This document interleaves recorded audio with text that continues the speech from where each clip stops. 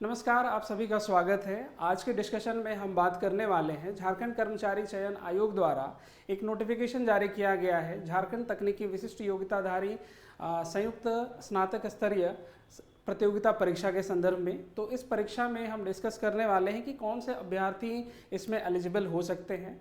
फिर उसमें हम ये भी देखेंगे कि जो उसमें सिलेबस, क्या सिलेबस मुख्य रूप से दिया गया है। जो ऐसे तो आप सभी को पता होगा, आप सभी नोटिफिकेशन से अवगत भी हो गए होंगे।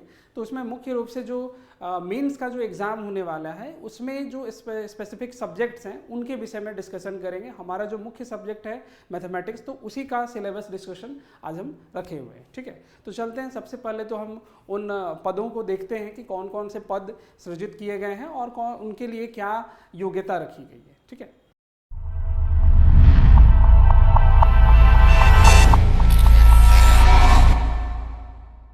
यहाँ पर आप देखेंगे दिया गया है बहुत सारा पद, जिसमें मुख्य रूप से आप देखेंगे पद संख्या 2 और 3। इसमें बताया गया है किसी भी मान्यता प्राप्त विश्वविद्यालय से आप स्नातक विज्ञान में होने चाहिए, यानी कि आप ग्रेजुएट हों साइंस में। उसी तरह से पद संख्या 2 में निरीक्षक के लिए बताया गया है। तो यहाँ पर आप देखेंगे कि यहाँ भी वही चीज़ कही गई है, स्नातक होना चाहिए विज्ञान से।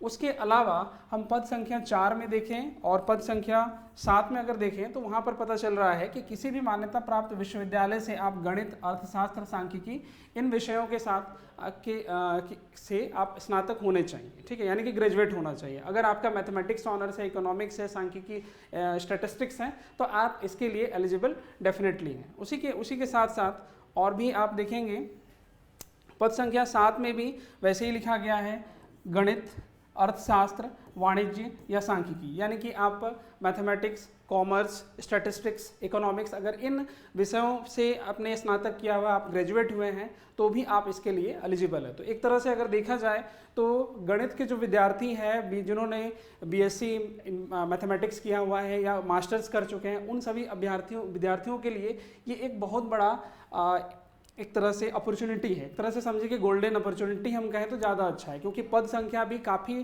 अधिक इस बार दी गई है। तो इसलिए हम हम तो ये चाहेंगे कि जितने भी गणित के अभ्यर्थी हैं, जिन्होंने गणित के जो छात्र हैं जिन्होंने मास्टर्स और ग्रेजुएशन मैथमेटिक्स में किया है, वो डेफिनेटली इस फॉर्म को फिल करें। ठीक है, तो आगे बढ़ते हैं हम लोग इसके विषय वस्तु के ऊपर। कौन हमारा जो गणित है का विषय है, इसके लिए क्या सिलेबस प्रेस्क्राइब किया गया है उस पर भी डिस्कशन करेंगे।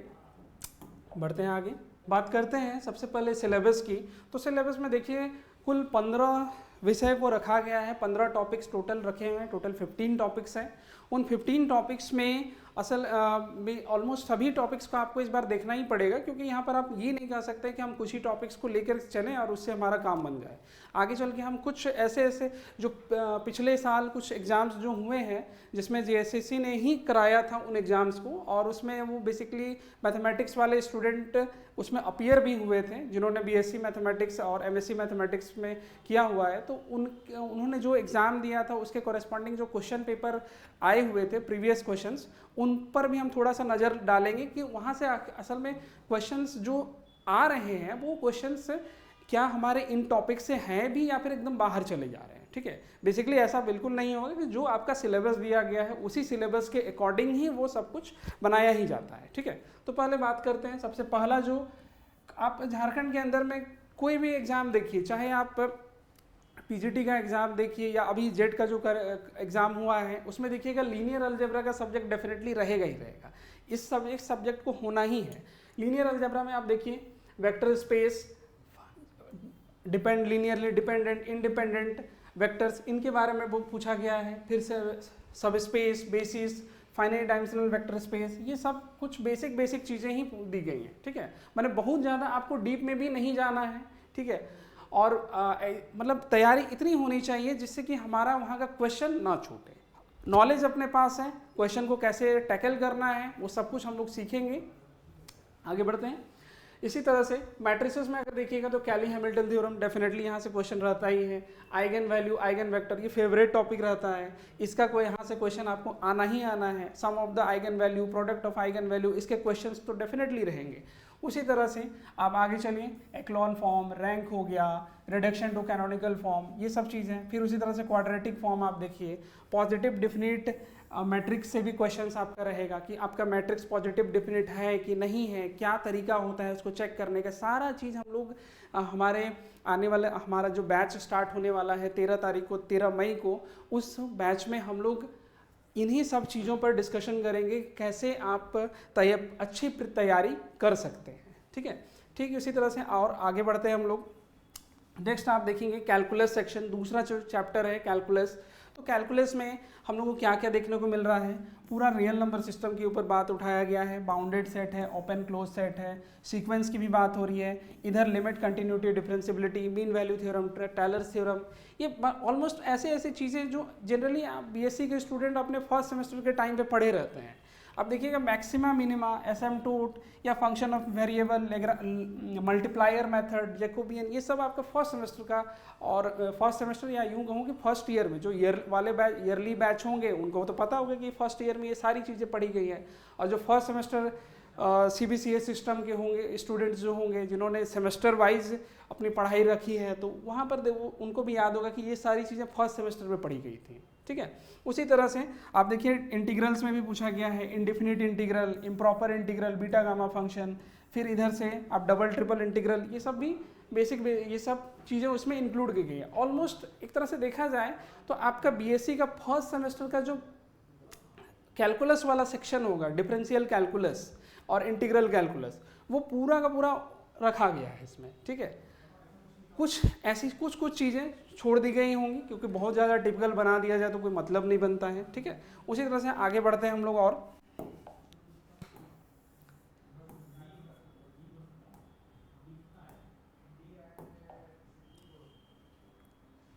Next analytical geometry, 2D 3D geometry आप देखेंगे, Cartesian and polar coordinate in 2 and 3 dimension, जो आप XY प्लेन पे बात करेंगे, R थीटा पर बात करेंगे, वो सब चीज़ें यहाँ पर बताई गई हैं। सेकेंड डिग्री इक्वेशन इन 2 और 3 डायमेंशन। ठीक है, फिर लाइंस के बारे में भी पूछा गया है, दो स्क्यू लाइंस के बीच का शॉर्टेस्ट डिस्टेंस है, फिर उसी तरह से पैराबोलॉइड, इलिप्सॉइड, ये सब चीज़ें ऑलमोस्ट एक तरह से देखा जाए तो फर्स्ट ईयर का ही सिलेबस को रखा गया है इसमें, और कुछ नहीं है इसमें। ठीक है, आगे बढ़ते हैं। हम इसमें जो किताब आपको इस्तेमाल करना चाहिए, क्योंकि एक समय हो गया है कि बहुत लोग का बीएससी काफ़ी टाइम हो चुका होगा, तो उनके लिए क्या अच्छा किताब होना चाहिए, जो किताब उनके पास है क्या वो सही साबित हो सकती है। ऑलमोस्ट सही, हर किताब सही ही साबित होती है, बस तैयारी करने का तरीका अपना अलग होता है। ठीक है, बात करते हैं चौथे नंबर पे, ऑर्डिनरी डिफरेंशियल इक्वेशन। ये एकदम पक्का है कि कोई भी आप टीचिंग का पीजीटी लेवल का या इस तरह का एग्जाम दीजिएगा, डेफिनेटली आपको ओडी से क्वेश्चन तो मिलेंगे ही मिलेंगे। ओडी में वही सब कुछ है, formulation of differential equation, differential equation के सारे types, first order, first degree, फिर क्लैरेट्स इक्वेशन, सिंगुलर सॉल्यूशन, ये सब कुछ है। फिर higher order linear differential equation with constant coefficient, जिसमें आप CFPI निकालना सीखते हैं, वो सब क्वेश्चन है। जैसे यहाँ साफ साफ लिख भी दिया है, कॉम्प्लीमेंट्री फंक्शन, पर्टिकुलर इंटीग्रल, फिर Euler Cauchy equation second order, फिर उसी तरह से वेरिएबल कोफिशिएंट का जो आपका डिफरेंशियल इक्वेशन बनता है सेकेंड ऑर्डर, जिसको आप वेरिएशन पैरामीटर से बनाते हैं या नॉर्मल फॉर्म में रिड्यूस करके निकालते हैं, वो सब चीज़ इसमें ऑलमोस्ट ऐड कर ही दिया गया है। ठीक है, वेरिएशन ऑफ पैरामीटर में आप देखेंगे कि रॉन्स्कियन का इस्तेमाल करके कैसे सॉल्व करना होता है। जो आसान चीज़ है वही वो पूछेगा, ऐसा नहीं है कि पूरा आपको डेरिवेशन पूछने वाला है। ठीक है, मतलब जितना आप संक्षिप्त रूप से सवाल का जवाब दे सके उसी तरह का सवाल का फ्रेमिंग भी रहेगा। ठीक है, आगे बढ़ते हैं। नेक्स्ट, अब यहाँ से थोड़ा सा टिपिकल सेक्शन स्टार्ट होता है। जो जनरली मैथ्स वाले स्टूडेंट होते हैं थोड़ा सा इसको लाइट ले लेते हैं, ऐसे लाइट नहीं लेना चाहिए। यहाँ हम लोग देखेंगे डायनेमिक्स, स्टैटिक्स एंड हाइड्रोस्टैटिक्स। इसमें जितना भी आपका डायनेमिक्स वाला जो भी आपका टॉपिक आप पढ़े होंगे अपने ग्रेजुएशन के टाइम पर, वो सब कुछ इसमें ऐड किया गया है। कंजर्वेशन ऑफ एनर्जी है, सिंपल हार्मोनिक मोशन रखा गया है, इधर प्रोजेक्टाइल्स के बारे में भी बताया है, कैपलर्स लॉ जहाँ से प्रॉपर क्वेश्चन उठते ही उठते हैं, वो सीधे स्टेटमेंट से क्वेश्चन उठा सकता है। ठीक है, उसी तरह से आगे हम बढ़ेंगे। इधर equilibrium of system of particle, work and potential energy, friction, common catenary, यहाँ सी कैटेनरी लिखा है लेकिन कॉमन कैटेनरी है वो, principle of virtual work, stability of equilibrium, ये सब चीज़ें ऑलमोस्ट हम लोग देखे हुए हैं अपने ग्रेजुएशन के टाइम पे, ऑलमोस्ट सबको ये सब चीज़ को पढ़ के ही पार हुए हैं। ठीक है, आगे बढ़ते हैं। नेक्स्ट उसी का ये पार्ट है और भी। अब बात करते हैं, थोड़ा सा और आगे बढ़ते हैं। नेक्स्ट हमारे पास आ रहा है वेक्टर्स। तो वेक्टर में आप देखिए कि वेक्टर एनालिसिस में ऑलमोस्ट सब कुछ वही रखा है, scalar and vector field, vectors का आपका ट्रिपल प्रोडक्ट है, डिफरेंशिएशन ऑफ वेक्टर दिया गया है, vector function of scalar variable, ठीक है। फिर उसी तरह से कर्ल, ग्रेडियंट, डाइवर्जेंस, ये सब चीज़ें ऑलमोस्ट आती ही हैं। फिर हायर ऑर्डर डेरिवेटिव्स भी रहेंगे, फिर लाइन इंटीग्रल को भी इसी में जोड़ा जाएगा। लाइन इंटीग्रल यहाँ लिखा नहीं है लेकिन डेफिनेटली क्वेश्चन तो रहेगा, क्योंकि हम अभी आपको कुछ क्वेश्चंस ऐसे दिखाएंगे जहाँ पर लाइन इंटीग्रल का सीधा क्वेश्चन पूछा गया था कि इवेलुएट करना है उस लाइन इंटीग्रल को, ठीक है। उसी तरह से यहाँ पर आप देखेंगे एप्लीकेशन टू ज्योमेट्री, ये जो है कर्वेचर, टॉर्जन, ये सब चीज़ें जो है, ग्रीन्स आइडेंटिटी, स्टोक्स थ्योरम, फिर इधर सेरेट-फर्नेट थ्योरम, ये सब ये कुछ ऐसी चीज़ें हैं जो आप मास्टर्स के टाइम पर ये सब पढ़े होंगे। डिफरेंट यूनिवर्सिटी में कहीं कहीं पर आपको ग्रेजुएशन में भी ये सिलेबस देखने को मिलेगा। तो ऑलमोस्ट वही सब है। सेरेट-फर्नेट आपका सीधा आपका डायरेक्ट स्टेटमेंट वाइज वाला क्वेश्चन मिल सकता है ना। स्टोक्स थ्योरम, ग्रीन्स थ्योरम, ये सब सॉल्व करना आसान है, इसमें कुछ ज़्यादा आपको दिक्कत नहीं होगा। ग्रीन्स थ्योरम के क्वेश्चन तो जनरली रहते ही हैं, ग्रीन्स आइडेंटिटी यहाँ लिखा है लेकिन एक्चुअली ग्रीन्स थ्योरम ही है वो, ठीक है। फिर हम लोग आगे थोड़ा बढ़ते हैं यहाँ से।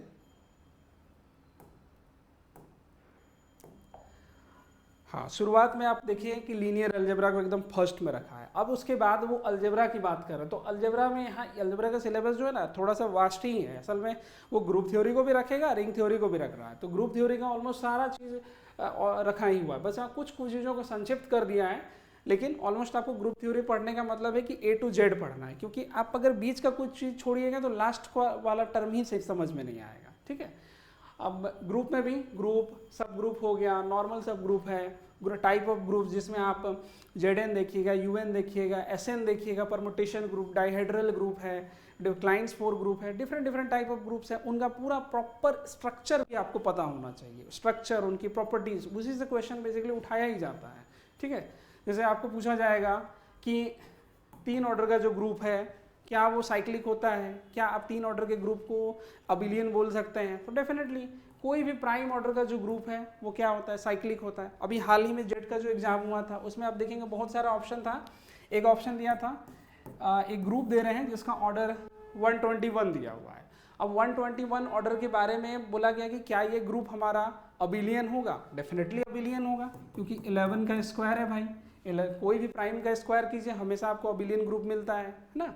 तो ये सब चीज़ें जो छोटी छोटी चीज़ें हैं वो सब इसमें इंक्लूड रहेंगी।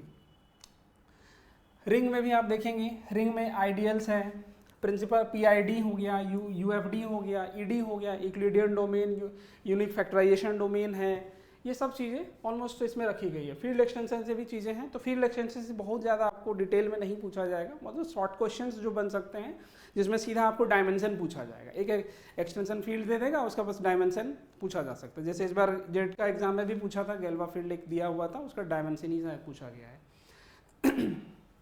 उसी तरह से आप इसमें एक ऐसे तो लिखा नहीं है इरिड्यूसिबिलिटी ऑफ पॉलिनोमियल्स, लेकिन कोशिश करेंगे जो लोग भी इसका तैयारी कर रहे हैं वो इरिड्यूसिबिलिटी ऑफ पॉलिनोमियल्स डेफिनेटली देख लेंगे, क्योंकि उसके क्वेश्चन आने की संभावना रहती है। कोई छोटा सा टॉपिक है और बहुत सिंपल टॉपिक रहता है, ठीक है। आगे बढ़ते हैं यहाँ से नेक्स्ट। हाँ, अब यहाँ पर आता है हम लोग का कॉम्प्लेक्स एनालिसिस।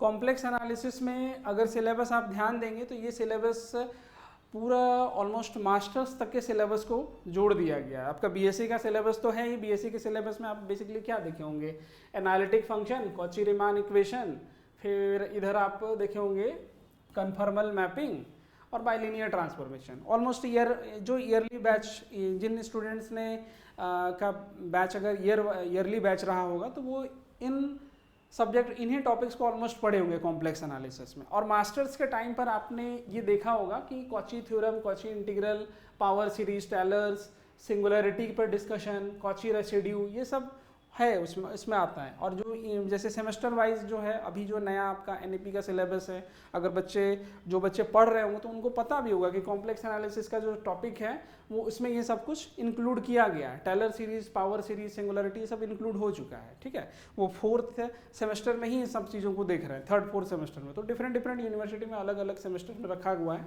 लेकिन ऑलमोस्ट सब टॉपिक यही सब है, ठीक है। अब बात करते हैं यहाँ से क्वेश्चन बेसिकली उठाता कहाँ से।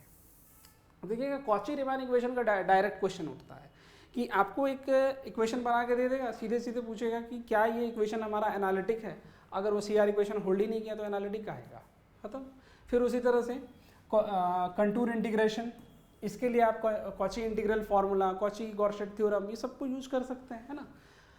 फिर उसी तरह से ऑपरेशन रिसर्च की बात करें तो ऑपरेशन रिसर्च में भी बहुत कुछ है। यहाँ पर पूरा BSc का सिलेबस लगभग सब आ ही गया है। लीनियर प्रोग्रामिंग, ये तो बेसिक वाला चीज़ है जो आप क्लास 12th में पढ़ते हैं, वो सब कुछ है। ये है basic solution, number of basic solutions कितने होंगे वो सब कुछ है। Basic feasible solution, methods, graphical method हो गया, सिंप्लेक्स मेथड हो गया। फिर सिंप्लेक्स मेथड में भी आपको उसका प्रॉपर्टी याद रखना। पूरा सिंप्लेक्स मेथड नहीं देगा कि आपको इतना बड़ा टेबल बना के सॉल्व करना है, ठीक है।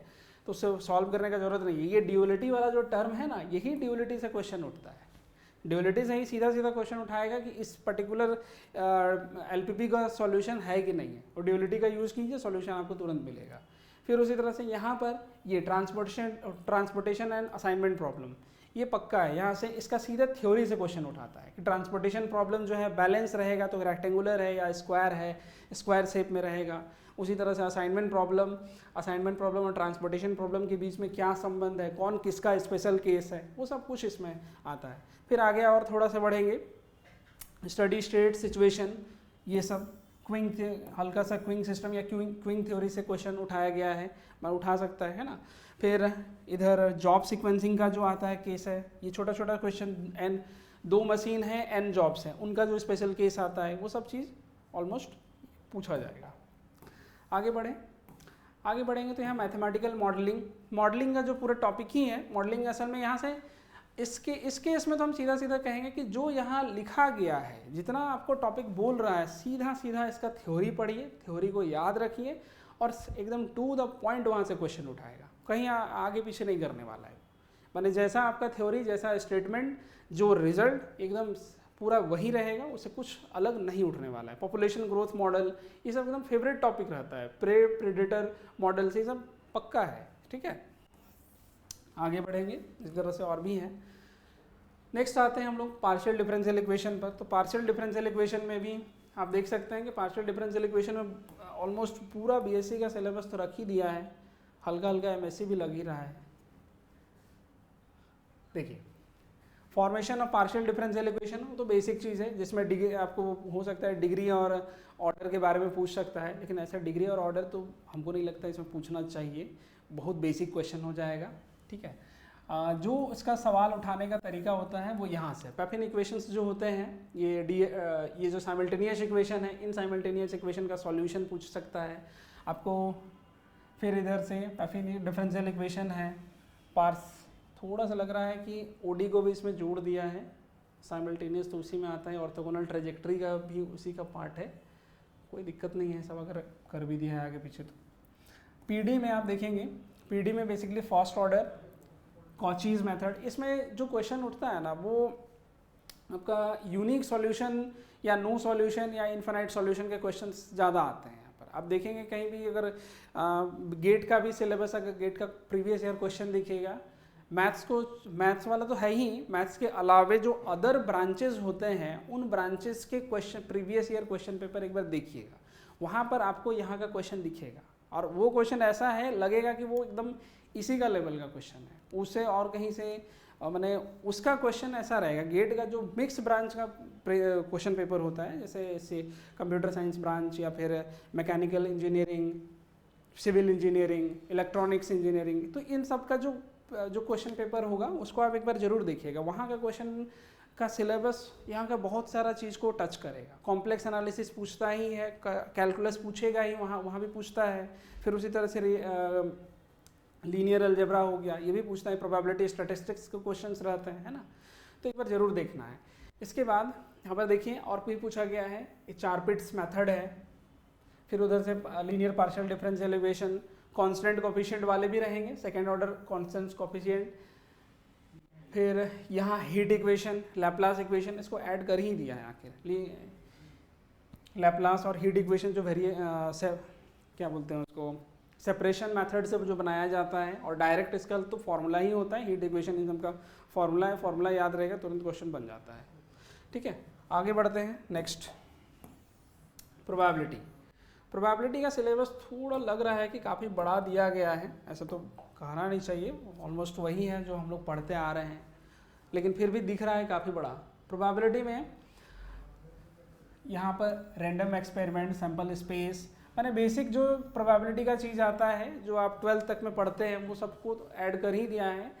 और उसके बाद इधर आप देखेंगे रैंडम वेरिएबल हो गया, कम्युलेटिव डिस्ट्रीब्यूशन फंक्शन हो गया, डिस्क्रीट कंटिन्यूअस रैंडम वेरिएबल्स है, expectation, mean, variance, movement generating function, यहाँ से क्वेश्चन आता है। फिर अगर डिस्ट्रीब्यूशन की बात करेंगे तो डिस्ट्रीब्यूशन में नॉर्मल डिस्ट्रीब्यूशन शायद नहीं दिया है कि दिया है आगे, अच्छा हाँ आगे है, ठीक है।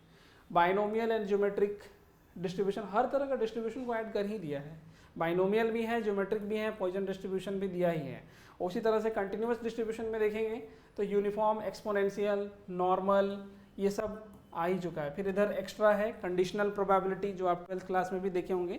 कंडीशनल प्रोबेबिलिटी, एक इवेंट हो रहा है, एक इवेंट हो चुका है और दूसरे इवेंट के होने की प्रोबेबिलिटी उस सिचुएशन में क्या हो सकती है, उस तरह का चीज़। बेयस थ्योरम इसका फेवरेट टॉपिक, डायरेक्ट क्वेश्चन उठता है बेयस थ्योरम का, जैसे कि कंडीशनल प्रोबेबिलिटी, ये सब जो है ना, बेयस थ्योरम हो गया, कंडीशनल प्रोबेबिलिटी, प्रोबेबिलिटी डिस्ट्रीब्यूशन, ये सब आप 12th क्लास का बुक भी अगर उठा के देखते हैं तो वहाँ से भी बहुत क्वेश्चन आपको आइडिया लग जाएगा। जिनको भूला हुआ है, जिनका भूला हुआ टॉपिक है, तो वो डेफिनेटली वो यहाँ से उसको थोड़ा सा रिवाइज कर सकते हैं। ठीक है, फिर उसी तरह से और भी हैं। इसके बाद ये सेंट्रल लिमिट थ्योरम आ रहा है, अप्रोक्सीमेशन ऑफ डिस्ट्रीब्यूशन है, ऐसे ही है। ठीक है, आगे बढ़ते हैं यहाँ से नेक्स्ट। फिर आपके पास आ जाएगा नेक्स्ट मैकेनिक्स, फ्लूइड डायनामिक्स। ये आपका एक तरह से समझें कि थोड़ा सा हायर पार्ट में चलेगा। यहाँ का क्वेश्चन थोड़ा टिपिकल तो होगा क्योंकि थ्योरी भी थोड़ा हाई लेवल का ही रहेगा, ऐसा नहीं है कि हम इसको बहुत बेसिक तरीके से उड़ा दें। मैकेनिक्स एंड फ्लूइड डायनामिक्स में आपका जो पूछा जाने वाला चीज़ है डिलम्बर्ट प्रिंसिपल, यहाँ से है। फिर इधर आपका मूवमेंट ऑफ इनर्शिया है, motion of rigid body, Lagrange equation, Hamiltonian equation, ये सब है। Equation of continuity, Euler equation, ये सब चीज़। ठीक है, तो ऑलमोस्ट सब कुछ आपको देखना ही पड़ेगा, कोई ऑप्शन नहीं है। कुछ चीज़ों को छोड़ भी सकते हैं, जहाँ पर देखिए हर चीज़ को लेके तो आप नहीं चल सकते हैं। टोटल 15 टॉपिक है, तो 15 टॉपिक में कम से कम कमांड इतना होना चाहिए कि 12 टॉपिक्स हमारे पास अच्छे होने चाहिए। हमारे 12 टॉपिक्स अगर प्रॉपर सही हैं तो हम मान सकते हैं कि हाँ हम सही तरीके से क्वेश्चन अटेम्प्ट कर पाएंगे। सारे ऑब्वियस है कि माइनस मार्किंग रखा ही हुआ है, तो आप हर क्वेश्चन को तो तुक्का नहीं मारिएगा, आप उसी क्वेश्चन पे तुक्का मार सकते हैं जहाँ पर आपको लग रहा है कि हाँ मेरा ये वाला ऑप्शन सही हो सकता है, नहीं तो फिर माइनस मार्किंग लेने का किसी को शौक तो चढ़ा नहीं है। ठीक है, आगे बढ़ते हैं यहाँ से नेक्स्ट। हाँ, अरे नेक्स्ट आता है आपका डिस्क्रीट मैथमेटिक्स। डिस्क्रीट मैथमेटिक्स जो है इसमें आप देखिएगा क्या क्या पूछ रहा है। डिस्क्रीट मैथमेटिक्स अगर जब भी आप अगर कोई स्टार्टिंग भी कर रहे हैं ना डिस्क्रीट को पढ़ना, तो बेसिक से पढ़िएगा कि ग्राफ क्या होता है, डिग्री ऑफ वर्टेक्स क्या होता है, आइसोलेटेड वर्टेक्स किसको बोलते हैं, पेंडेंट वर्टेक्स किसको बोला जाता है, ये सब चीज़ है, क्योंकि वो बेसिक क्वेश्चन उठाएगा यहाँ से, है ना। उसके बाद जब आगे बढ़िएगा तो टाइप ऑफ ग्राफ्स में आप देखिएगा कनेक्टेड ग्राफ हो गया, बाइपर्टाइट हो गया, फिर बाइपर्टाइट ग्राफ हो गया, प्लानर ग्राफ हो गया, ये सब चीज़ें, इलूरियन हैमिल्टनियन ग्राफ है। फिर उसी तरह से डिग्री ट्रीज़ के ट्री आप देखेंगे, ट्री का पूरा एक चैप्टर ही होता है, कलरिंग का एक पूरा चैप्टर होता है। ठीक है, ये सबको ऐड कर ही दिया है सब। ठीक है, इसमें एक और चीज़ आता है hand shaking theorem. Hand shaking theorem से पर क्वेश्चन डेफिनेटली उठा सकता है क्योंकि बहुत छोटा सा चीज़ होता है वो। ठीक है, आगे बढ़ेंगे नेक्स्ट। हाँ, आपका आखिरी टॉपिक हमारा ये है लॉजिक। जो लॉजिक में भी ज़्यादा कुछ नहीं पूछा गया है, लॉजिक में वही बेसिक चीज़ें रखी गई हैं, आपको बताया जा रहा है हर एक connectives, negation, quantifiers, compound statement, मतलब एंड, और, नॉर, ये हो गया, एंड हो गया, और हो गया, ये जो गेट्स आते हैं ये सब कुछ यही सब है, इसी का बेसिक है। ट्रूथ टेबल है, टोटोलॉजी हो गया, ये सब चीज़ें। बुलियन अलजेब्रा में थोड़ा सा आगे बढ़ेंगे तो लैटिस मिलेगा, ज्योमेट्रिकल लैटिस है, अलजेब्रिक पूरा स्ट्रक्चर रहेगा, ठीक है। तो नेक्स्ट उसी तरह से इधर डिजिटल नेटवर्क की बात भी कही गई है। डिजिटल नेटवर्क में design and implementation of digital network, ये सब कुछ है, ठीक है। स्विचिंग सर्किट्स का क्वेश्चन रहता ही है इसमें। जब लॉजिक पढ़ रहे हैं तो ऑलमोस्ट आप देखिए कि आपको टोटोलॉजी आना चाहिए। जितने भी एंड और इस तरह के जो गेट्स हैं वो उसका आपको सर्किट भी आना चाहिए, इसका ट्रूथ टेबल भी आना चाहिए, ठीक है। तभी जाके यहाँ का क्वेश्चन हमारा टैकल हो पाएगा। चलते हैं, ठीक है। अब थोड़ा सा आगे यहाँ से बढ़ते हैं हम लोग। टाइप ऑफ क्वेश्चंस कैसा रहेगा, क्वेश्चंस थोड़ा सा देखिएगा। हमारे पास कुछ प्रीवियस ईयर क्वेश्चंस हैं जिस पे हम हल्का सा डिस्कशन कर देते हैं। चलिए देखते हैं अब यहाँ से हमारा जो क्वेश्चन है किस तरह का रहेगा। ये आपका जो क्वेश्चन है जेएसएससी के द्वारा एक एग्ज़ाम लिया गया था, उसी एग्ज़ाम का ही क्वेश्चन पेपर है बेसिकली, जो एग्ज़ाम हो चुका है। अगर जो बच्चे साइंटिफिक असिस्टेंट या इसी तरह से नगर पालिका सेवा संवर्ग वाला जो परीक्षा दिए होंगे तो उनको ध्यान भी होगा कि पेपर जो है ऑफलाइन हुआ था, OMR सीट पे हुआ था, तो इस तरह का क्वेश्चन पेपर आपको मिला होगा जो मैथमेटिक्स वाले स्टूडेंट है ना। तो देखिएगा क्या क्या आपका क्वेश्चन है। देखिए सबसे पहला आपका इधर से एक छोटा सा क्वेश्चन हम देख रहे हैं। क्वेश्चन नंबर 2 में लिखा हुआ है, हम लोग इस पर डिस्कशन भी करेंगे हर क्वेश्चन के ऊपर। तो अभी जो हाइलाइट्स जो हमको दिख रहे हैं हम उनको इसके ऊपर बात करते हैं। ऐसे एक क्वेश्चन आपको दिया गया है, टी जो है आपका सर्कल है इनक्लोजिंग ओरिजिन, ओरिएंटेड किस तरह से ओरिएंट किया हुआ है, काउंटर क्लॉकवाइज यानी कि एंटी क्लॉकवाइज बनाया गया है। आपको पूछा गया है इस इंटीग्रल का value cos z by z square दिया गया है, इसका इंटीग्रेशन आपको पूछा गया है। तो ये क्या दिख रहा है आपको, सीधे सीधे बताइए क्या यूज करना चाहिए। कॉची इंटीग्रल फार्मूला आप सीधे लगाइए, क्योंकि आपका जो सर्कल दिया गया है उसके अंदर में आपका ओरिजिन रखा हुआ है, यानी कि सिंगुलरिटी तो इसको 0 पॉइंट पे मिल ही रहा है। तो तरीका क्या था, याद भी होगा cos z divided by z 1 + 1 dz, इस तरह का कुछ फॉर्मेट में मिल रहा है ना। तो इसका वैल्यू क्या है 2 पाई i इंटू f डैश 0, और f आपका कौन सा रहेगा, f ये वाला जो cos z है इसी को हम fz मानेंगे, ठीक है। अब इसको डिफ्रेंशिएट कर दीजिए तो आपको मिलेगा माइनस साइन z, और जब इस पर आप रखेंगे साइन 0 तो वैल्यू क्या मिला 0, तो फाइनल आंसर क्या है 0। तो इस तरह से हो गया, ठीक है। मतलब बेसिक क्वेश्चन ही पूछ रहा है, बहुत ज़्यादा आपको हेक्टिक नहीं पूछने वाला है, सीधा सीधा इस्तेमाल करना है, ठीक है। उसी तरह से और भी है, इधर आप देख सकते हैं, इधर आपका स्टैटिक्स डायनेमिक्स से पूछ रहा है क्वेश्चन, मैट्रिक्स से क्वेश्चन उठाया गया है, ठीक है। डिफरेंशियल इक्वेशन के क्वेश्चंस हैं, y double dash plus y plus 4x equal to 10x, इस तरह से इनिशियल कंडीशन बस यूज कीजिए, जो इनिशियल कंडीशन होल्ड करेगा वही हमारा प्रॉपर आंसर बन जाएगा, है ना। अब देखिए यहाँ पर आपको क्वेश्चन मिल रहा है लीनियर अलजेब्रा मैट्रिसेस वाले पार्ट से, रैंक ऑफ द मैट्रिक्स। ये भी बहुत सीधा क्वेश्चन है, माने पहली नज़र में देखते हुए ही आप कह सकते हैं कि इसका आंसर क्या होना चाहिए। अब देखिए यहाँ पर देख सकते हैं कि हमारे पास 1 2 3 है, और इसमें क्या मिल रहा है 2 4 6 है, और ये क्या है 3 6 9 है। पता है कि अगर रो ऑपरेशन लगाइएगा तो ये वाला भी ख़त्म हो जाएगा, ये भी ख़त्म हो जाएगा, क्योंकि है क्या R1 यानी कि फर्स्ट रो है, उसी में अगर आप 2 मल्टीप्लाई करते हैं तो ये वाला रो जनरेट होता है, उसी में अगर R1 में अगर आप 3 को मल्टीप्लाई करते हैं तो तीसरा रो जनरेट होता है। तो अल्टीमेटली इसका एक्लॉन फॉर्म कैसा आएगा 1 2 3 0 0 0 0। तो कुल मिलाकर रैंक कितना आया 1, आंसर हो गया, ठीक है। अब इधर देखिए लॉजिक से क्वेश्चन उठा रहा है, which of the following is true. इस तरह ऐसे ऐसे और भी क्वेश्चंस आपको देखने को मिलेंगे, ठीक है। फिर उसी तरह से यहाँ देखिए पॉजिटिव डेफिनेट, नेगेटिव डेफिनेट या क्या क्या हो सकता है वो सब कुछ पूछ रहा है। बुलियन अलजेब्रा का क्वेश्चन है, आगे और भी बढ़ेंगे तो डिफरेंट ये अभी जो बात कर रहे थे असाइनमेंट प्रॉब्लम, ये बैलेंस कब कहा जाएगा, अगर बैलेंस है तो उस सिचुएशन में क्या हो सकता है, बेसिक थ्योरी का क्वेश्चन पूछ रहा है, ठीक है।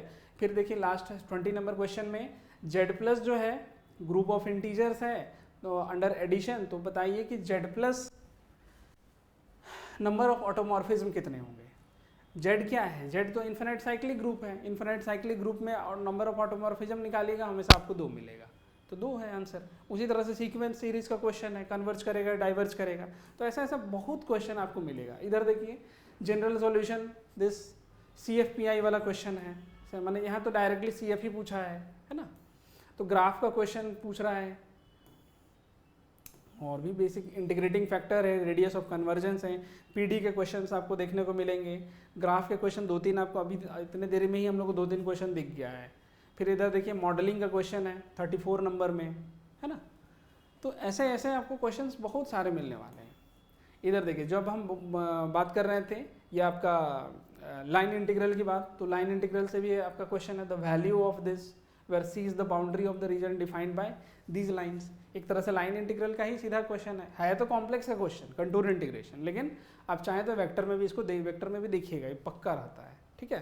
फिर इधर कॉम्प्लेक्स में आपका स्वाज लेमा का क्वेश्चन आ रहा है। इधर वेक्टर में देखिएगा तो इधर वेक्टर का क्वेश्चन है, डायरेक्शनल डेरिवेटिव पूछ रहा है, सीधा डायरेक्ट फॉर्मूला लगाना है, कुछ ज़्यादा नहीं करना है। फिर उधर लॉजिक से क्वेश्चन आ रहा है, तो ऐसा ऐसा आपको बहुत सारा दिखते मिलेगा यहाँ पर, ठीक है। CFPI सबका क्वेश्चन आ रहा है। इधर लीनियर प्रोग्रामिंग का क्वेश्चन है, इम्प्रॉपर इंटीग्रल से आ रहा है। बेसिक आपका जो सीक्वेंस का क्वेश्चन है, एक सीक्वेंस आपका कन्वर्जेंट है दूसरा बाउंडेड है, तो आप क्या बोल सकते हैं। तो यहाँ तो जो टिक लगाया है उस पर हम नहीं कहेंगे कि सही है कि गलत है, वो तो बात की बात है, डिस्कशन करेंगे तो उसमें पता चल ही जाएगा। ये तो जो स्टूडेंट्स हमारे हैं उन्होंने भेजा था, तो हम बस उसी को आपके शो कर रहे हैं, ठीक है। इधर और भी मिलेगा आपको सिमेट्रिक ग्रुप S5 में number of element of order 5, 5 order के कितने एलिमेंट होते हैं यहाँ पर, 5 ऑर्डर के कितने एलिमेंट होंगे, थोड़ा ध्यान लगाइए, याद भी होगा ये वाला। आप लोग जेट का प्रिपरेशन के दौरान भी सब चीज़ को देखे होंगे। 5 ऑर्डर का जो एलिमेंट होगा, 5 ऑर्डर का एलिमेंट कैसे जनरेट होता है, आप सीधे सीधे इसका साइक्लिक डिकम्पोजिशन याद कीजिए। 5 वाले का 5 में 1 + 1 + 1 + इस तरह से बेसिकली सिर्फ यही है इकलौता साइक्लिक डिकम्पोजिशन में 5 ऑर्डर का वही है। तो कुल मिला के अगर आप फॉर्मूला भी लगाते हैं तो 5 का फैक्टोरियल इधर 5 का पावर 1 × 1 कुल मिला के आपको 24 मिलने वाला था, इसीलिए 24 है आंसर, है ना। ग्रुप थ्योरी से तो बेसिक काउंटिंग का प्रॉब्लम ही आपको पूछेगा। इधर और भी है, PD का क्वेश्चन है, जनरल सॉल्यूशन क्या होगा। एक तरह से देखिएगा तो ये जो क्वेश्चन है ना, ये आपका नेट का क्वेश्चन का ऑप्शन है ये वाला, उसमें कुछ और पूछा गया था लेकिन यही क्वेश्चन रख के कुछ और ऑप्शन रखा है इसी तरह का, ठीक है। इधर आपके पास लिमिट का क्वेश्चन है, डायरेक्टली इसका लिमिट क्या होगा, डायरेक्शन कोसाइन मैक्सिमा, मैंने कैलकुलस वाला पार्ट से भी क्वेश्चन है, ये है ही, ठीक है। तो इसी तरह से कुल मिला के आपके पास टोटल 100 क्वेश्चन तो उसमें पूछे गए थे, तो ऑलमोस्ट सारे क्वेश्चंस को रखा ही गया है, कोई भी क्वेश्चन आपको छोड़ा नहीं है, वो हर सेक्शन से कुछ ना कुछ उठाया ही है। तो ऑलमोस्ट 15 टॉपिक्स जो हैं वो 15 के 15 टॉपिक्स से आपको देखने ही होंगे। मैंने 12 टॉपिक को तो आपको तय रखना है कि हाँ ये हमारे 12 के 12 टॉपिक्स जो हैं वो एकदम सही होने चाहिए, उन प्रॉपर तरीके से तैयार हों। और बाकी जो बचे 2 टॉपिक्स जो आपको बहुत ज़्यादा डिफिकल्ट लग रहा है उसका आप शॉर्ट नोट्स बना लीजिए, क्या दिक्कत है। शॉर्ट नोट्स रहेगा तो जो 1 लाइनर है अगर आ गया तो ठीक है, नहीं आया तो छोड़ो, कोई ऑप्शन नहीं है हमारे पास, है ना। तो बात करते हैं अब यहाँ से हम अपने बैचेस के बारे में। बैचेस हमारे कब से स्टार्ट हो रहे हैं, क्योंकि आपको प्रिपरेशन करना है तो डेफिनेटली आपका हमारा एक योगदान है मैथमेटिक्स के संदर्भ में कि हम अपना कितना आपको मदद कर सकते हैं उसके संबंध में, ठीक है। तो हमारा जो बैच स्टार्ट होने वाला है वो 13 मई को स्टार्ट होगा। समय है इसका शाम में 5 बजे 5 to 6:30 PM पर डे। प्रत्येक दिन हम लोग इसके क्लासेस रखेंगे और क्लासेस जो रहेंगी ये अभी यहाँ पर समय आपको दिख रहा होगा 1.5 घंटा, लेकिन 1.5 घंटे का क्लास जो है वो असल में 2 घंटे का क्लास भी हो सकता है, हो ही जाएगा आगे। अभी शुरुआत में हम 1.5 घंटे की क्लासेस रखेंगे, फिर धीरे धीरे जैसे जैसे हमारा समय बढ़ते चलेगा उसी हिसाब से हम लोग इसको 2 घंटे की क्लासेस में भी परिवर्तित करेंगे ही करेंगे, ठीक है। अब बात करते हैं कि कौन से टीचर इसमें पढ़ाएंगे, किन शिक्षकों को हमने अपने टीम में शामिल किया है। वैसे शिक्षक जो नेट गेट इस तरह के बड़े नेशनल लेवल के एग्ज़ाम्स क्वालिफाई कर चुके हैं कहीं पर और अच्छे अच्छे यूनिवर्सिटीज़ में असिस्टेंट प्रोफेसर के पदों पर कार्यरत हैं और उनका जो एक्सपीरियंस है काफ़ी लंबा एक्सपीरियंस रहा है टीचिंग में, तो वैसे वैसे अनुभवी शिक्षकों को हम अपनी टीम में शामिल किए हुए हैं, इसकी वजह से आपको सोचने का ज़रूरत नहीं पड़ेगा कि आप जो पढ़ रहे हैं क्या वो ऑथेंटिक है, क्या एक्चुअली में वो एग्ज़ाम के अकॉर्डिंग वो सब कुछ कराया जा रहा है। तो उसके लिए आप निश्चिंत रहिएगा, कोई दिक्कत नहीं है। हम जितने भी टीचर रखेंगे सारे के सारे teachers NET GATE qualified teachers ही इसमें शामिल होने वाले हैं, जो कहीं ना कहीं असिस्टेंट प्रोफेसर के ग्रेड पर कार्यरत है यहाँ पर, ठीक है। दूसरा चीज़ हमारा जो मेथड रहेगा पढ़ाने का जो मीडियम रहेगा, वो मीडियम क्या है, बाइलिंगुअल ही में रहेगा। पूरा इंग्लिश हम करने वाले नहीं हैं, बाइलिंगुअल रहेगा। बातों को इंग्लिश में लिखेंगे ज़रूर, लेकिन हिंदी में समझाएंगे ताकि आप चीज़ों को अच्छी से पकड़ पाएँ, ठीक है। हमारा जो फिर कोर्सेस जो बैचेस चल रहे हैं, हम चलेंगे, वो ऑनलाइन ऑफलाइन दोनों मोड में रहेगा। ऑनलाइन ऑफलाइन दोनों ही मोड में हमारे क्लासेस चलेंगी। क्लासेस की प्रॉपर रिकॉर्डिंग होगी। ये रिकॉर्डिंग रिकॉर्डिंग हमेशा आपके पास अवेलेबल तब तक रहेंगी जब तक कि आपका एग्ज़ाम नहीं हो जाता है। इन रिकॉर्डिंग के अलावा हमारा जो कोर्स है उसमें क्या क्या चीज़ इनबिल्ट हो रहा है, एक तो ये तो रहेगा ही रहेगा। इसके अलावा स्टडी मटेरियल, क्लास नोट्स,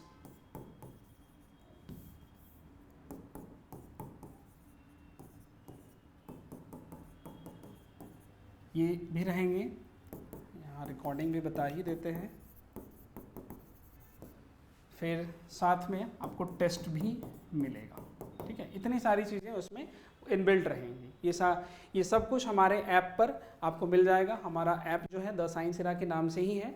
पूरा उसका ऐप का जो डिस्क्रिप्शन है आपको हमारे लिंक यूट्यूब डिस्क्रिप्शन पे सब कुछ मिल जाएगा, ऐप वाला डिस्क्रिप्शन। उसके अलावा आप कांटेक्ट हमसे कैसे करेंगे, कांटेक्ट का डिटेल भी हम डिस्क्रिप्शन बॉक्स में उसमें ऐड कर देंगे, ताकि आपको किसी भी तरह का अगर डाउट आ रहा है तो डेफिनेटली आप हमसे कांटेक्ट कर सकते हैं, ठीक है। अब बात करते हैं, सिर्फ ये तो हमारा मैथ्स के थ्रू किस जगह पर हमारा अपना योगदान है। इसके अलावा आपको अपनी ओर से क्या करना चाहिए। आप जान रहे हैं कि इस एग्ज़ाम में आपको बढ़ना है, यहाँ इस पेपर तक पहुँचना है। तो इस पेपर को पहुँचने के लिए आपको कोशिश करना है कि आपका जो पीटी का जो पेपर है वो भी आप अच्छे से तैयारी करें, क्योंकि वो ज़रूरी है, क्योंकि उसको क्वालिफाई कीजिएगा तभी तो यहाँ तक भी पहुँचेंगे, ठीक है। यहाँ हमारा प्रॉपर, इसमें हम जितना अपना योगदान दे सकते हैं, संपूर्ण योगदान देने के लिए हम लोग पूरी तरह से तैयार हैं। आपको कोई भी चिंता करने की बात बिल्कुल नहीं है। तो आप लोग जल्दी से जल्दी इनरोल होइए इस डेट में, जितना जल्दी हो सके आप बैच से इनरोल होइए, क्लास स्टार्ट कीजिए, अपने प्रिपरेशन को रफ्तार में रखिए, एग्ज़ाम के लिए पूरी तरह से तैयार हो जाएंगे, ठीक है। मिलते हैं नेक्स्ट सेशन में। हम लोग और भी डिस्कस करेंगे अलग इसी एग्ज़ाम के संदर्भ में जितने भी PYQs आए होंगे उन सभी पर हम लोग डिस्कशन करेंगे टाइम टू टाइम, ठीक है। मैं अभी तक बने रहने के लिए सभी को थैंक यू।